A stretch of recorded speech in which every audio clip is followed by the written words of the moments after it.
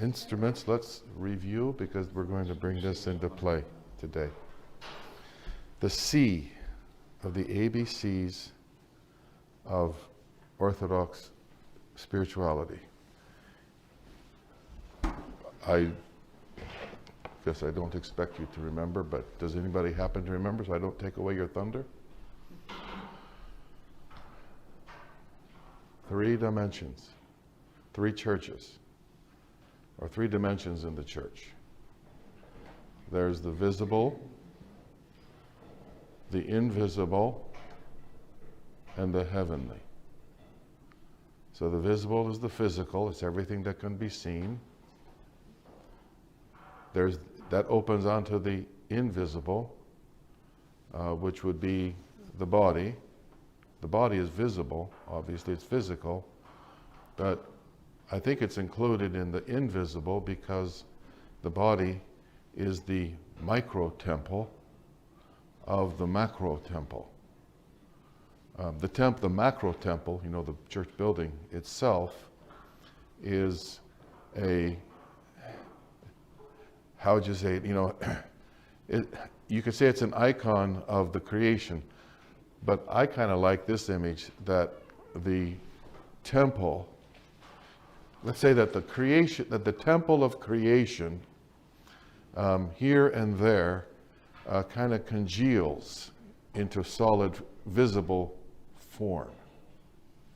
And so each building is like a congealing of the cosmic temple into on a specific corner.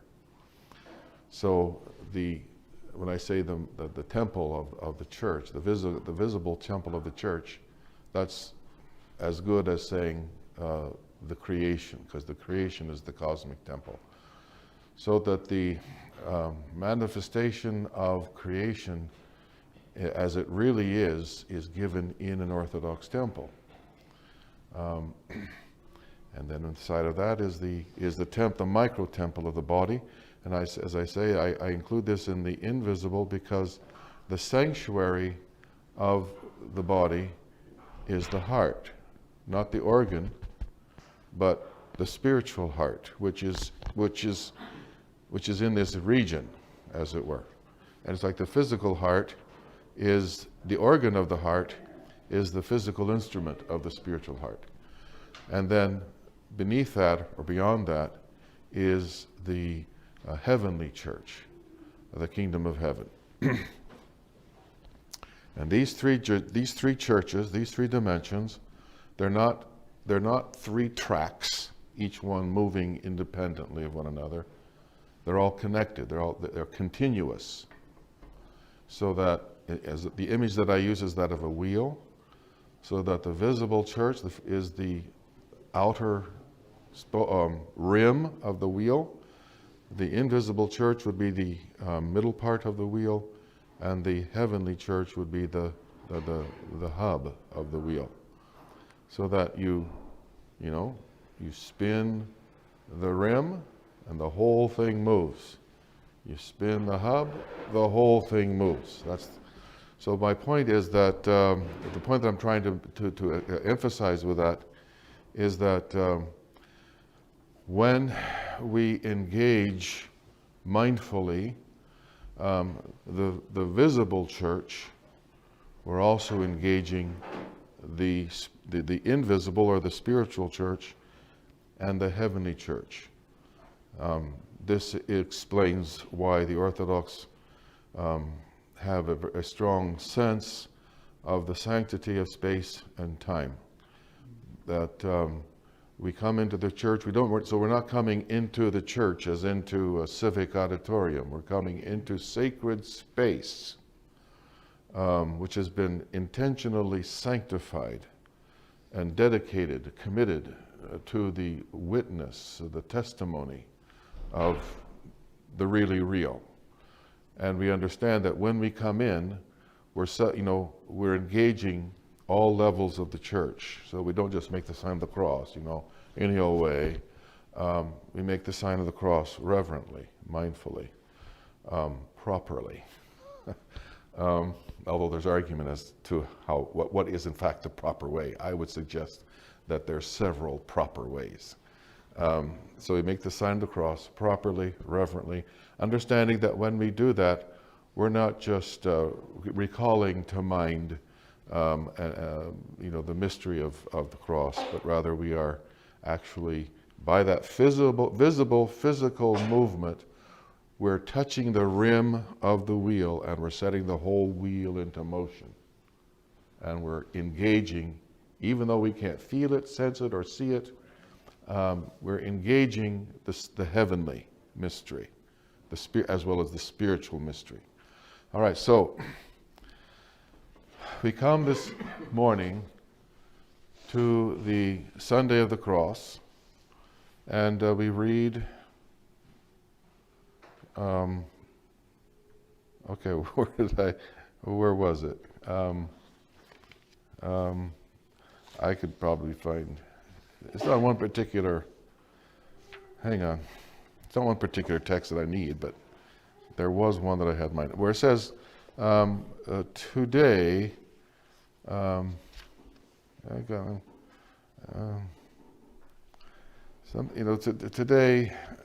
today we venerate the cross.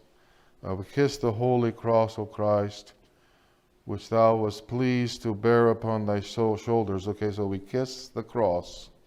Notice that it says, we kiss the holy cross, O Christ. Now, what cross are we actually kissing? I mean, in terms of the Muggles, what would the Muggles say? What's that? No, the Muggles, what would the Muggles say? What cross are we kissing up there? They wouldn't see that it's connected to the real cross, would they? Yeah, the one that's up there. The Muggle was, you're just kissing an emblem of the cross, right? But we kiss the holy cross, it says. Which cross does this say that we're kissing? The cross. All right? You're not Muggles. Explain it to a Muggle. Oh, where you been? No, Harry Potter? The uninitiated. Yeah. The unenlightened, yeah. So explain. Okay. Or a very common thing, a lot of evangelical Pentecostals say the reason that they don't have a crucifix is they say, well, Christ isn't on the cross anymore, he's risen. That's why they don't depict, Yeah. So they're Muggles. Yeah. So how do you explain that the cross you're kissing, when you kiss that cross up there, is the cross? Let's not worry about the Muggles. Explain it to yourself. The instrument of our salvation, is that the... No, it's not what I'm looking for. Come on, what? The sacrifice is eternal. Participates in reality. Yeah. All right, so which, I'm sorry, Richie? The sacrifice is eternal. In eternity. Is the cross up there, what part of the church is it? The visible, the invisible, or the heavenly? How so?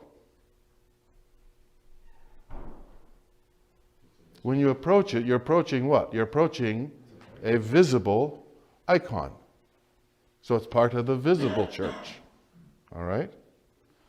But as part of the visible church, it opens onto the invisible church, which you can't see.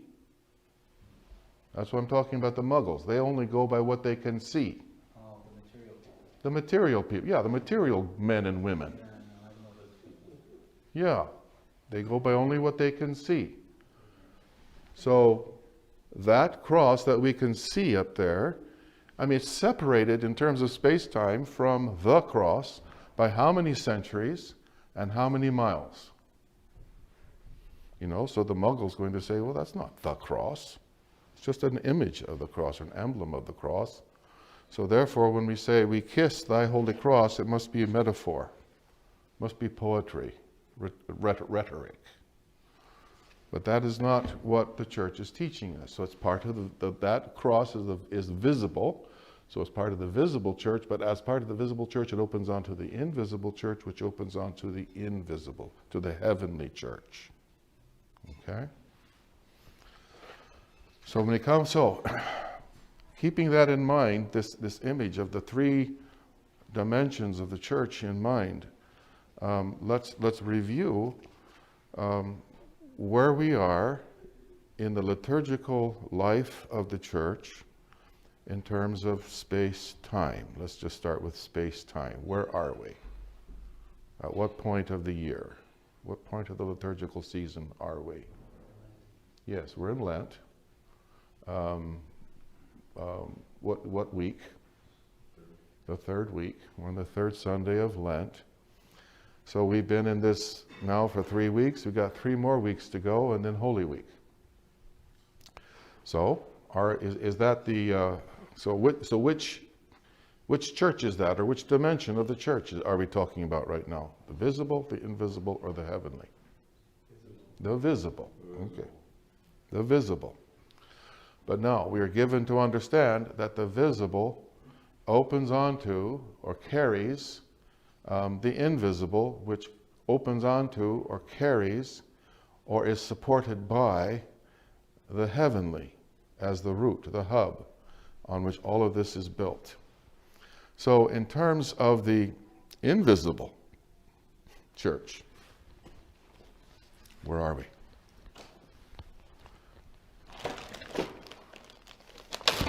In terms of the invisible church, where are we? How so? Well, if you think of the 5 weeks as points, it traces out a mountain. So we're at the apex, and then we're going to go. Oh, that's a good point, Tim. So in 3 days, 3 weeks left. Go down to the 10. Excellent. Excellent. I had not thought of any of that. Very good. So the visible opens onto the invisible, the spiritual, which opens onto the heavenly. So even in the visible structure that Tim is describing, we see the visible structure of these 6 weeks drawing a mountain. Even in its visible structure, you see how the Lenten weeks are structured, or how they're shaped by the mystery of Christ's Pascha, his passion. And they're shaped by it.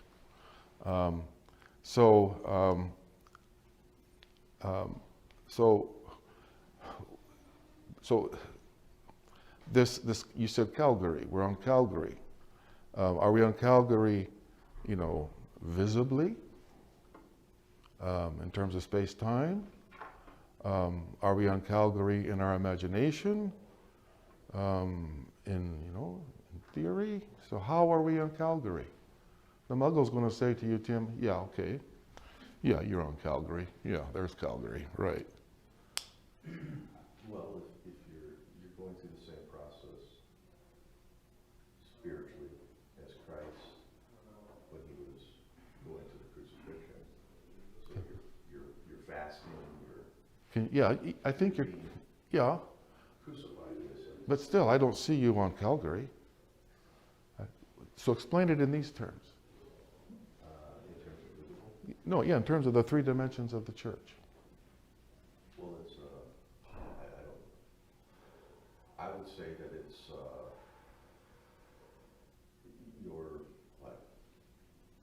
you're participating in the process that Christ laid out, and that what you see externally, it's just an external manifestation of the internal. Thank you. That's what I was wanting you to say. So the internal is real. Yeah. By participating in the visible, we're engaging the invisible or the interior. So how are you on Calgary? Visibly or invisibly? Externally or interiorly? How are you on Calgary? I'm sorry? Eternally. Yes, interiorly, mystically. You're in Calgary within, as a reality, not as an imagination, but as a reality. Now, I mean, there's so many different indications that I can't find it now that I thought I had it marked. But it says, there's some place in here where it says today. We have that liturgical today again. That we are prostrating before the Lord's cross. But even so, we have this that I just read. We kiss the Holy Cross. It's present tense. We kiss the Holy Cross. So whether we're doing that in imagination or not. And if we're not doing it in imagination, we're doing it in a mystical way that is real and true. We worship at the footstool of thy most pure feet, O Lord all-powerful, at thy precious cross, the thrice blessed wood. O ye faithful, let us cry aloud with joy and sing triumphantly to God as we greet the cross of the Lord, for it is a fountain of holiness to all those in the world. So this cross that we have upstairs, and every cross that we have upstairs, this cross, it opens onto the cross. It's carried by the cross. So the cross is coming to us, presenting itself to us, making itself present to us in this cross, in that cross, in the crosses you're wearing there, in all the crosses that are in the church. Those crosses are opening onto the cross in an invisible way. And so we don't come before the cross that's up there now as just an emblem, so that we just kind of saunter up there and say, and kiss it. We come up to it reverently, understanding that even though we can't see it, can't feel it necessarily, can't sense it, the church is teaching us that here is the cross. This is the cross. And then that cross, of course, opens on to the heavenly kingdom. But now let's see. No. Now let me deepen the question. I just asked, where are we in terms of time space? Where are we in terms of space time in the liturgical cycle? Okay, we're on the third Sunday of Great Lent, in the third week. So we've got 3 weeks behind us. We got 3 weeks ahead of us plus Holy Week. So that's where we are visibly. But now let me ask, invisibly, interiorly, where are we? And how do we know that we're there? Okay? What did we read on Cheese Fair Thursday? Cheese Fair Thursday, just before we come into Great Lent. Christ is laid in the tomb. So, as I'm hearing it, I guess you don't have to agree with this, but I mean, this is what I hear, and I feel like I'm hearing it loud and clear. This is telling us that invisibly, where are we? As we're going through these weeks of Great Lent. Where are we? We're not in the tomb, but we're at the tomb. We're at the tomb. Remember that we came into Great Lent from the church's lectionary. The church's lectionary, the daily assigned readings, guiding us as we draw near to Lent. Remember, she guided us, she led us to the trial and crucifixion of Christ. Then we came to the Sunday of Judgment, Meat Fair Sunday, after having read about the trial, the crucifixion of Christ from Mark's Gospel. Then the next week we went into Luke's Gospel, and this time with St. Luke, the church led us all the way to the tomb, to the cross, and then to the tomb. So we come directly into Great Lent, having just been at the tomb with the myrrh bearers. So now in this invisible realm, how would you say, how do you measure time? You know? I mean, can you see that suddenly we've as it were, descended beneath time? So on the surface, we're going through the weeks of Great Lent. But underneath, interiorly, in our heart, we're in a timeless place. We're in the mystery of the tomb, not in the tomb, but at the tomb. And I don't think that this takes I don't think you have to think real hard to believe this. Just look at yourself as you're going through these 6 weeks. Yes, on the surface, these are 6 long weeks that we're fasting. But on the inside, is there any sense of a passing of time? On the inside, as you're reading the scriptures, coming to the services and absorbing the prayers of the church, is there not the sense that every time you come back to the scriptures, every time you come back to the church for another service, you're coming back to the same place? So there's this mystical, interior kind of always coming back to the same place, standing still, motionless, just standing there and contemplating and pondering, while the words of the church's prayers, her scriptures, her hymns, the liturgical movements, they're all just washing over us like so many drops of rain, so many light beams. Yes, Doug. Is that why we have more divine liturgies during that? Because I was just thinking that we sense time during Great Lent from period of meal to meal. Interesting. So keep going. Well, it ties in with the fast too. You know, if you're observing a strict fast or you're careful about your fast observances on days of pre-sanctified liturgies, you're eating in the morning and then eating at night. So that the measure of time's movement is not your meals, it's the liturgies, right? It's coming to the chalice. Yes, it's the chalice. Excellent. That's the mystical. Yes, that's excellent. That's excellent. That's why we at St Herman's have more services. I don't know about other parishes. I mean, the monasteries, I don't know if they would say that they have more services because they're already in church quite a bit. There was one of you catechumens, not you. I was describing Holy Week, you know, from the Friday before Palm Sunday to the Bright Monday, which is the Monday after Pascha. And I'm saying, you know, so from, what is that, 11, 12 days? Whatever it is, 8, 9, 10, 11, it's 11 days. So in 11 days, we're going to be in church every day. Sometimes we're going to be in church 2-3 times a day. And so we're going to have about 22 to 24 services, depending on how you count them, in 11 days, maybe even more. Because again, it depends on you count them. Do you count the vigil as one service or as 2? Because you got Vespers and Matins. And you know, each of those services, the shortest one is what? Hour and a half? So I said, you're going to be in church a lot, but in fact, you're not going to want to be anywhere else. And he kind of looks at me and says, what do you mean we're not in church a lot now?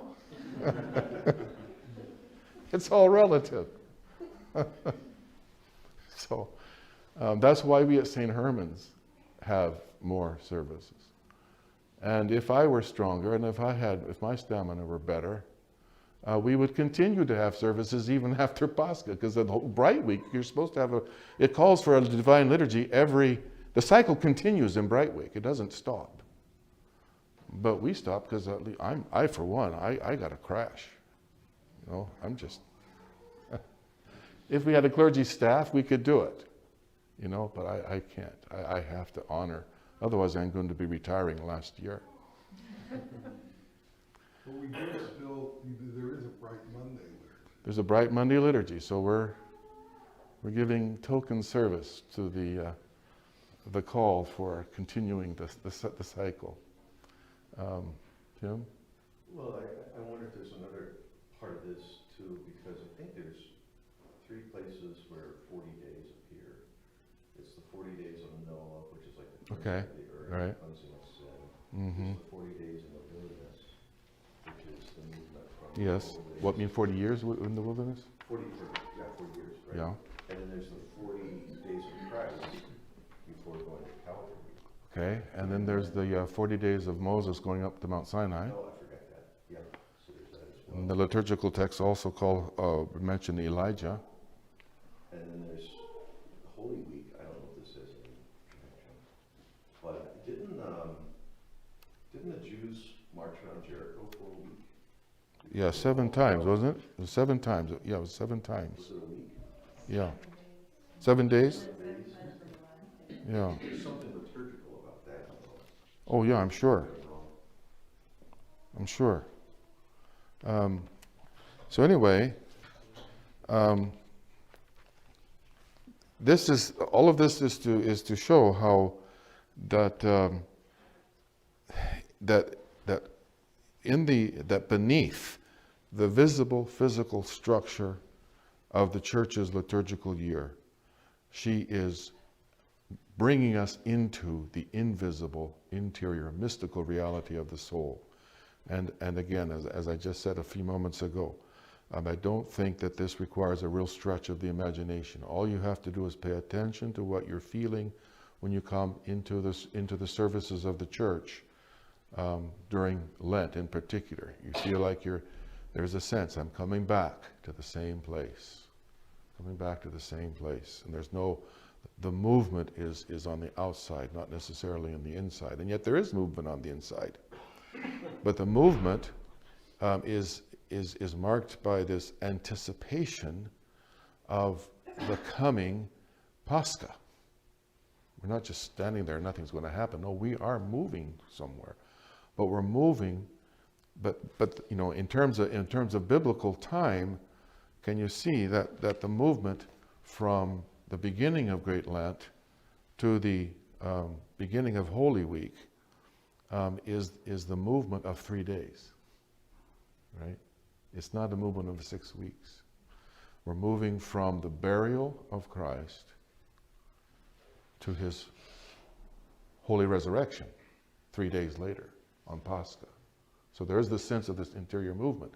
But it's not a movement that can be marked by days, except in biblical days. These are now mystical days, 3 days. So the point of the church is that this interior experience is real. It's not an imagination. It's not imaginary. And how might you say that how do you prove its reality? Just imagining it real hard, ramping up the fervency with which you imagine, okay, this interior experience is real. I'm really going to believe it. I'm really going to believe it.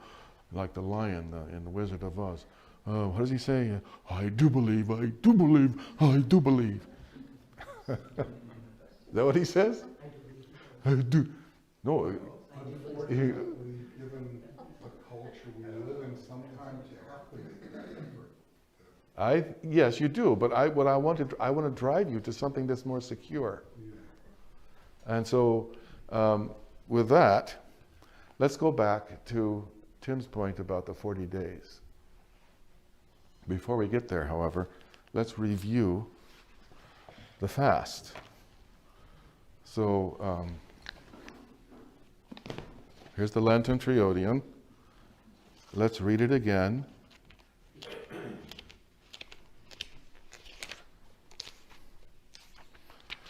This is from Wednesday Matins from the first week of Great Lent. From the tree of the cross, there grows for all the world the flower of abstinence.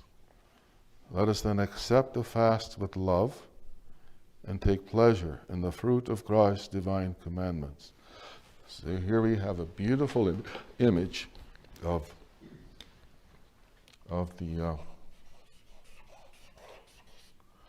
the fast as a flower growing from the wood of the cross.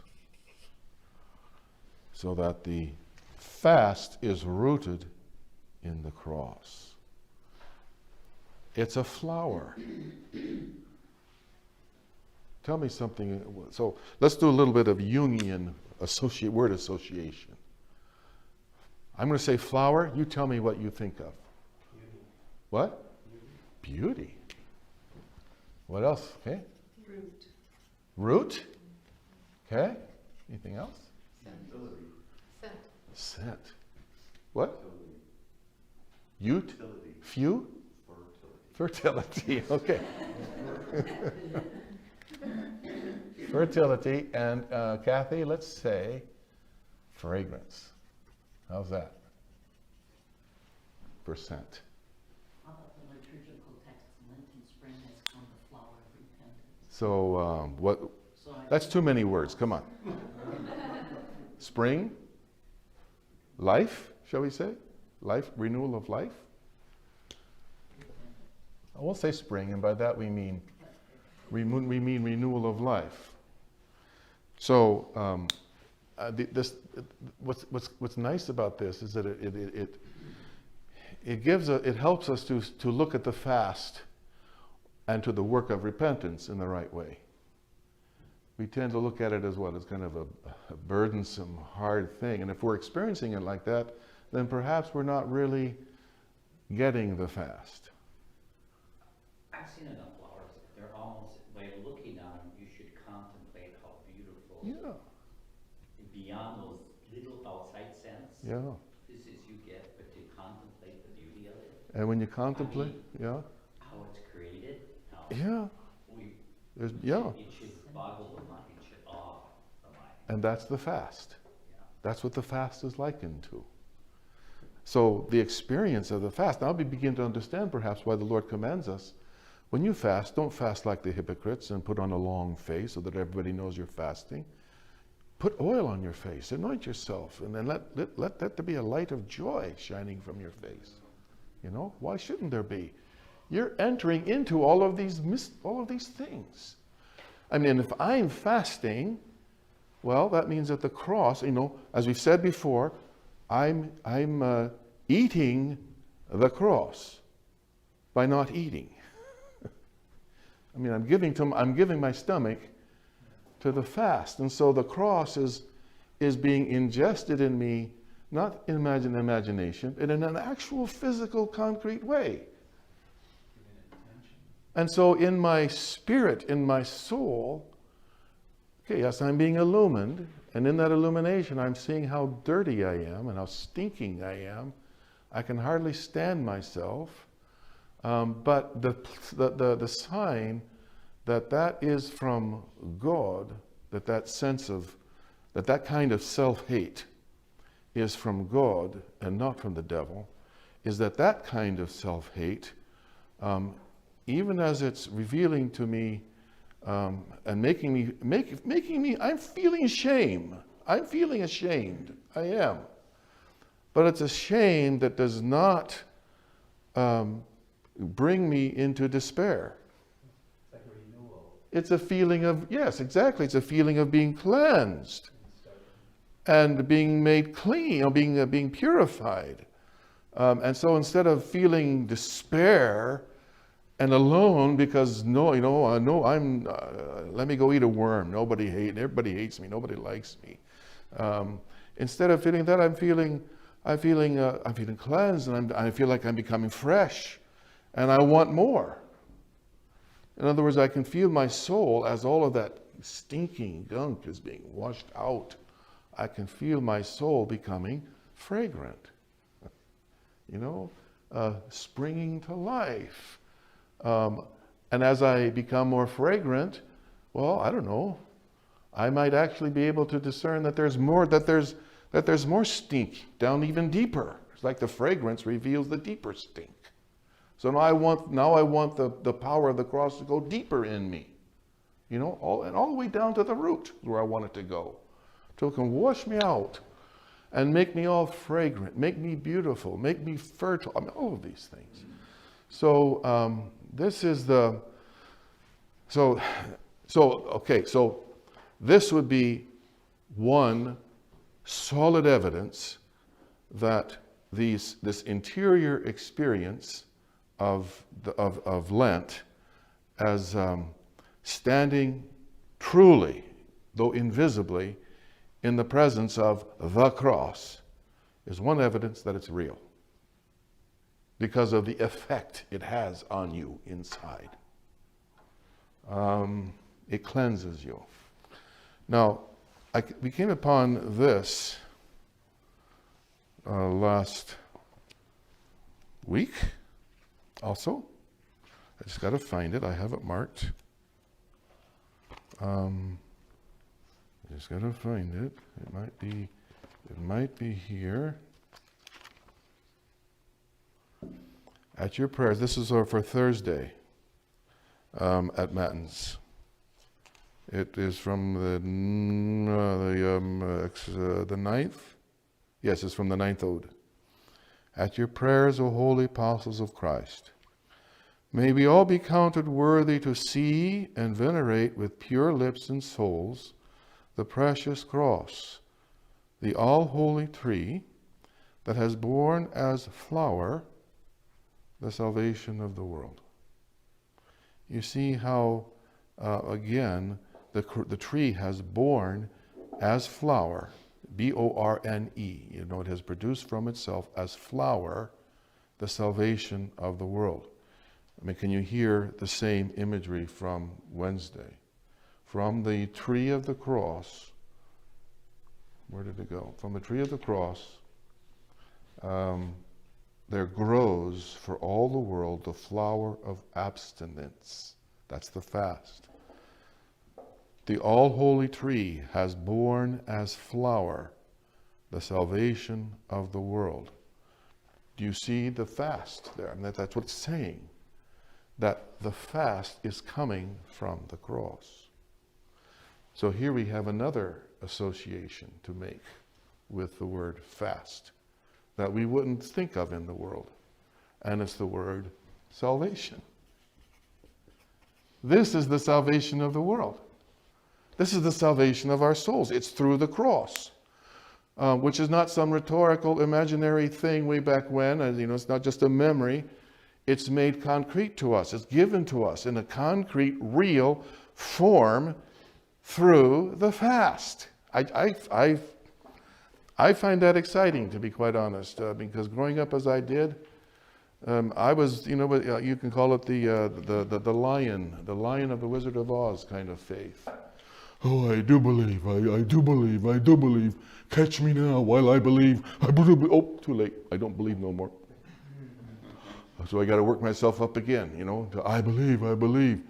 So you're constantly working on your inner emotions, trying to generate this proper attitude. And here, this is so objective. It has nothing to do with my feelings. You just fast. You just take up the fast. You take it up mindfully. You take it up prayerfully. But when you take it up, you are taking up the cross. And when you're taking up the cross, you're making the energy of the cross, of the life-creating cross, we say.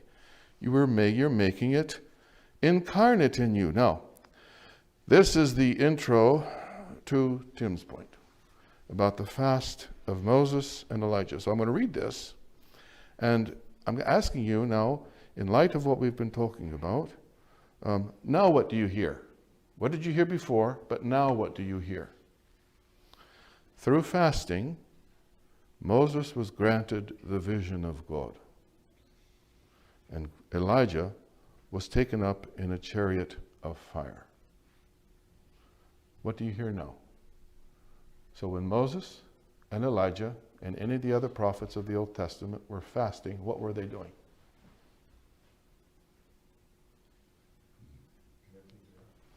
Somebody said it. What did you say? Through how?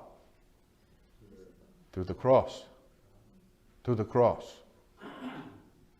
The fast is the cross. That's the point. The fast is the cross. The cross is given to us through the fast. So when Moses and Elijah took up the fast, they were already entering into the mystery of the cross. Now remember, the cross on the visible level took place in the year 33 AD or so.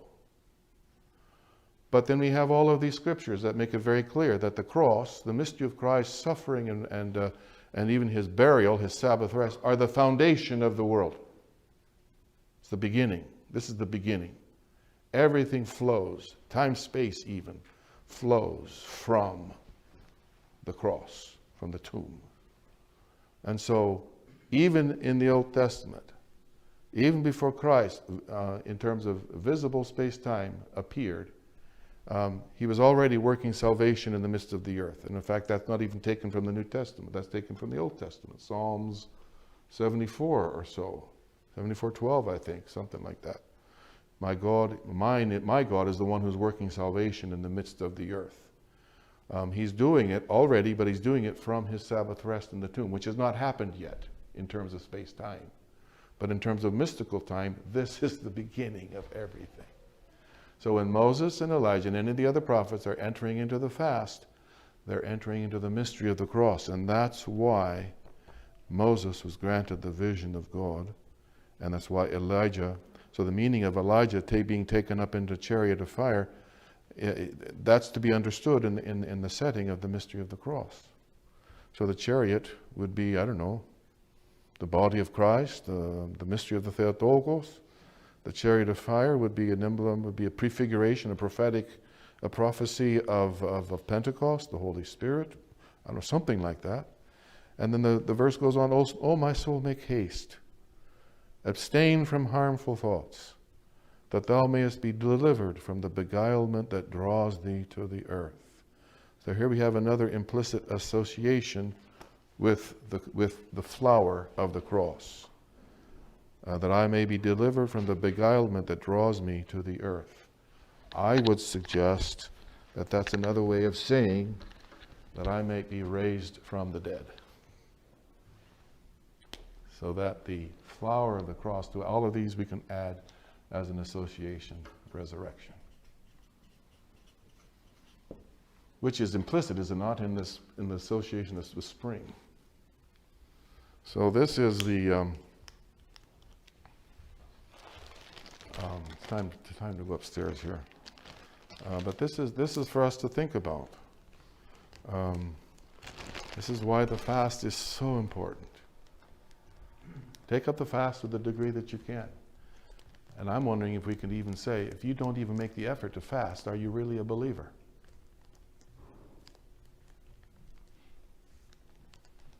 You know, to be a believer means to follow Christ. It means to deny yourself, take up your cross and follow Christ.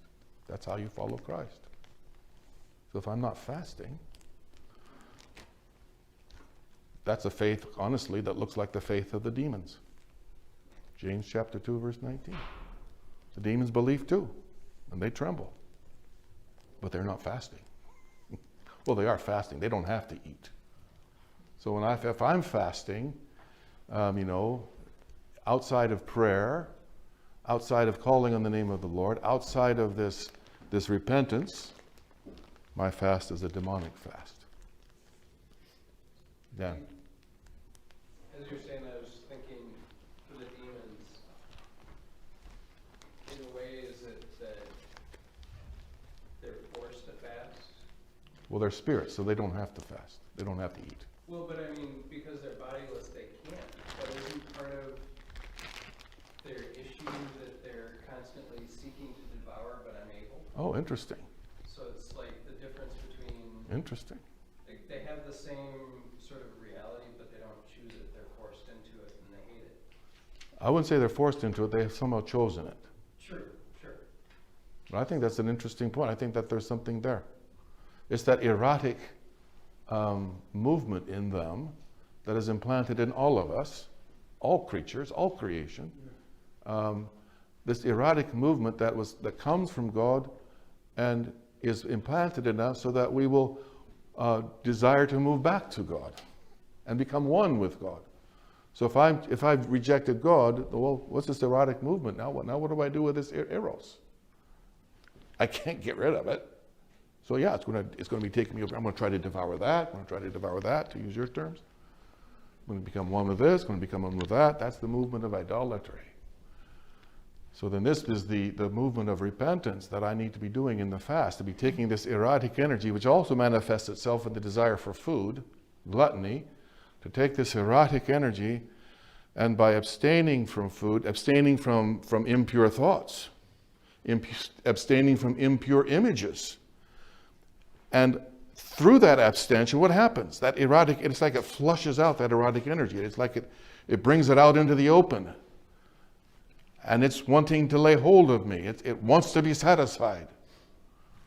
So now that I've brought it out into the open, I have a choice. I can either let the erotic energy take me back, into the escapes that it was taking me before, away from God, or I can lay hold of it, and through the fast, this is the important thing, through the fast, by the power of the cross that is given to me in the fast, through that power, I take that erotic energy and I bring it to God.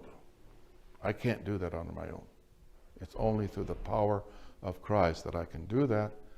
And the way I receive that power of Christ is by taking up the fast to the degree that I can. Take up the fast.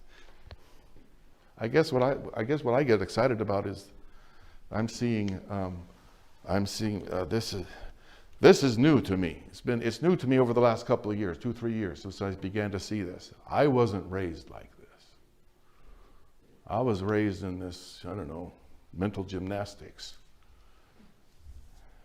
And it just never seemed to work for me. I was too smart to be thinking that I could fool myself, to think that I'm transfigured or transformed or sanctified. I know I'm not. I know I'm not. So what I love about this is it makes not only it makes the mystery of the incarnation not just a doctrine that I think about. It makes it a doctrine that becomes incarnate in me as I live it. And the only way that I'm going to enter into the mystery and to understand the mystery of the incarnation is not by reading a whole bunch of books. That just keeps me in my mind. I got to live it. And this is how I live it. Now it begins to become real in me. Not as an idea that I go to conferences and speak on, but as something that I'm living at home 24/7 in the grime and the grit of everyday life with screaming kids, irritable spouses. Yeah. All right, we got to get upstairs. All right.